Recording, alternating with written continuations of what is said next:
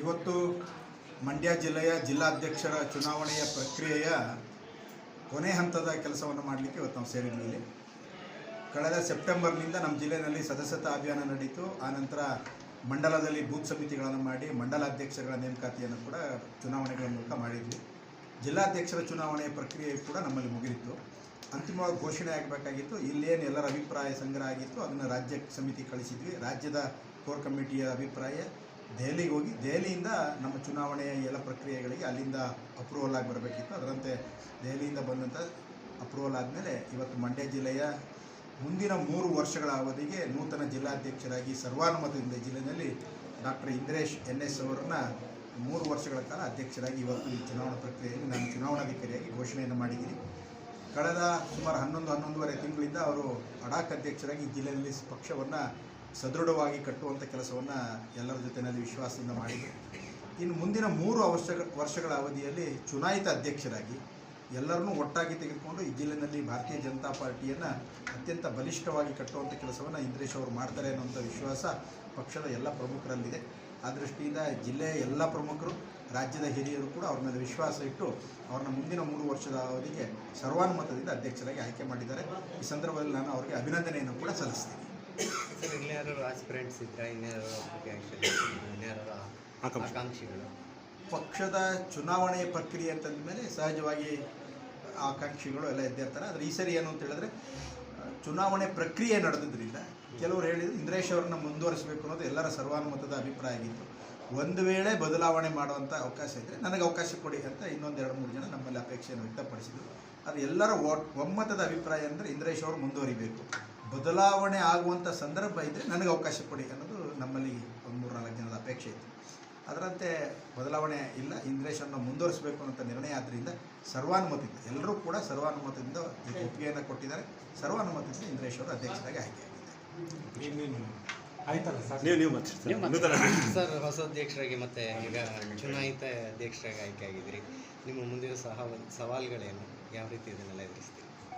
ಪ್ರಥಮವಾಗಿ ನಾನು ನಮ್ಮ ಭಾರತೀಯ ಜನತಾ ಪಾರ್ಟಿಯ ರಾಜ್ಯಾಧ್ಯಕ್ಷರಾದ BY ವಿಜಯೇಂದ್ರಣ್ಣವ್ರಿಗೆ ಮತ್ತು ನಮ್ಮೆಲ್ಲ ರಾಜ್ಯದ BJPಯ ಹಿರಿಯ ನಾಯಕರುಗಳು, ನಮ್ಮ ವಿಧಾನಸಭೆಯ ವಿರೋಧ ಪಕ್ಷದ ನಾಯಕರಾದ ಅಶೋಕಣ್ಣವ್ರಿಗೆ, CT ರವಿ ಅವರಿಗೆ ಮತ್ತು ನಮ್ಮೆಲ್ಲ ಹಿರಿಯ ನಾಯಕರುಗಳಿಗೆ ನನ್ನ ಈ ಸಂದರ್ಭದಲ್ಲಿ ಧನ್ಯವಾದಗಳನ್ನ ತಿಳಿಸೋದಕ್ಕೆ ಇಷ್ಟಪಡ್ತೇನೆ. ಇದು ಅಧಿಕಾರ ಅಲ್ಲ, ಒಂದು ಜವಾಬ್ದಾರಿ. ಆ ದೃಷ್ಟಿನಲ್ಲಿ ಭಾರತೀಯ ಜನತಾ ಪಾರ್ಟಿಯನ್ನು ಮಂಡ್ಯ ಜಿಲ್ಲೆಯಲ್ಲಿ ಇನ್ನೂ ಹೆಚ್ಚಿನ ರೀತಿಯಲ್ಲಿ ಸಂಘಟನೆ ಮಾಡೋ ದೃಷ್ಟಿನಲ್ಲಿ ಎಲ್ಲ ಕಾರ್ಯಕರ್ತರನ್ನು ಒಗ್ಗಟ್ಟಾಗಿ ಒಮ್ಮತದಿಂದ ತಗೊಂಡು ಹೋಗುವಂಥ ಜವಾಬ್ದಾರಿ ನನ್ನ ಮೇಲಿದೆ.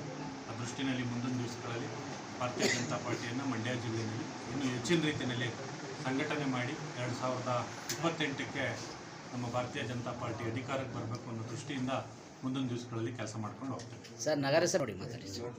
ಈಗ ನಮ್ಮ ರಾಜ್ಯದ ನಾಯಕರುಗಳು ಯಾವ ರೀತಿ ಸೂಚನೆ ಕೊಡ್ತಾರೆ ಆ ರೀತಿಯಲ್ಲಿ ನಾವು ಮುಂದಿನ ಬರುವಂಥ ನಗರಸಭೆ ಚುನಾವಣೆ ಆಗ್ಬೋದು, ಅಥವಾ ಜಿಲ್ಲಾ ಪಂಚಾಯತ್ ಚುನಾವಣೆ ಆಗ್ಬೋದು, ಅಥವಾ ತಾಲೂಕು ಪಂಚಾಯತಿ ಚುನಾವಣೆ ಆಗ್ಬೋದು, ಎಲ್ಲವನ್ನೂ ಕೂಡ ನಮ್ಮ ಹಿರಿಯ ನಾಯಕರುಗಳು, ರಾಜ್ಯದ ನಾಯಕರುಗಳು ಏನು ಮಾರ್ಗದರ್ಶನ ಕೊಡ್ತಾರೆ ಆ ದೃಷ್ಟಿನಲ್ಲಿ ನಾವು ಮುಂದಿನ ದಿವಸಗಳಲ್ಲಿ ನಡ್ಕೊಂಡು ಹೋಗ್ತೀವಿ.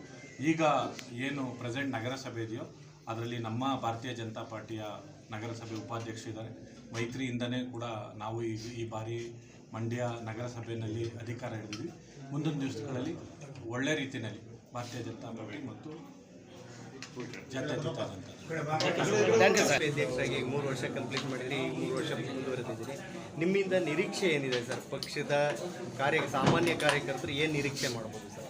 ನೀವು ಪರ್ಮನೆಂಟ್ ಅಧಿಕಾರ ಸಿಕ್ಕಿದೆ, 1 ವರ್ಷದ ಅಧ್ಯಕ್ಷರಲ್ಲ, ನೀವು ಒಂದು ಚುನಾವಣೆ ಅಧ್ಯಕ್ಷರಾಗಿಲ್ಲ, ಈಗ 3 ವರ್ಷ ಕಂಪ್ಲೀಟ್ ಆಗಿದೆ. ನಿಮ್ಮಿಂದ ನಿರೀಕ್ಷೆ ಇದೆ? 12 ತಿಂಗಳ ಹಿಂದೆ ನನ್ನ ಭಾರತೀಯ ಜನತಾ ಪಾರ್ಟಿ ನಮ್ಮ ಚುನಾವಣಾಧಿಕಾರಿಗಳು ಹಾಗೆ ಅಡಾಕ್ ಅಧ್ಯಕ್ಷರಾಗಿದ್ದು, ಈಗ ನಮ್ಮ ಭಾರತೀಯ ಜನತಾ ಪಾರ್ಟಿ ಮುಗಿಸ್ಬಿಡ್ಲಿ ಸರ್ ಯಾರು ನಮ್ಮ ಭಾರತೀಯ ಜನತಾ ಪಾರ್ಟಿಯ ಆಂತರಿಕ ಪ್ರಜಾಪ್ರಭುತ್ವದಲ್ಲಿ ಏನೀಗ ಚುನಾವಣೆ ನಡೆದಿದೆ. ಇವತ್ತು ನಮ್ಮ ಚುನಾವಣಾಧಿಕಾರಿಗಳಾದಂಥ ಫಣೀಶಣ್ಣವರು ಇವತ್ತು ರಾಜ್ಯದ ಸೂಚನೆಯಂತೆ ಮತ್ತು ಅವರು ಏನು ಒಟ್ಟಾರೆ ಪ್ರಕ್ರಿಯೆ ಮಾಡಿದರು ಆ ದೃಷ್ಟಿಯಿಂದ ಇವತ್ತು ಘೋಷಣೆಯನ್ನು ಮಾಡಿದ್ದಾರೆ. ಎಲ್ಲ ಕಾರ್ಯಕರ್ತರ ಆಸೆ ಒಂದೇ ಇದೆ, ಭಾರತೀಯ ಜನತಾ ಪಾರ್ಟಿ ಅಧಿಕಾರಕ್ಕೆ ಬರಬೇಕು, ಈ ದೇಶ ಉಳಿಬೇಕು, ಈ ದೇಶದ ಸಂಸ್ಕೃತಿ ಸಂಸ್ಕಾರ, ನಮಗೇನು ರಾಷ್ಟ್ರೀಯತೆ ವಿಶ್ವದಲ್ಲಿ ನಮ್ಮೆಲ್ಲ ಪಕ್ಷದ ಕಾರ್ಯಕರ್ತರು ತತ್ವ ಸಿದ್ಧಾಂತವನ್ನು ಒಪ್ಪಿ ತಮ್ಮ ಮನೆ ಕೆಲಸಗಳನ್ನೂ ಬಿಟ್ಟು ದುಡಿತಾ ಇದ್ದರು.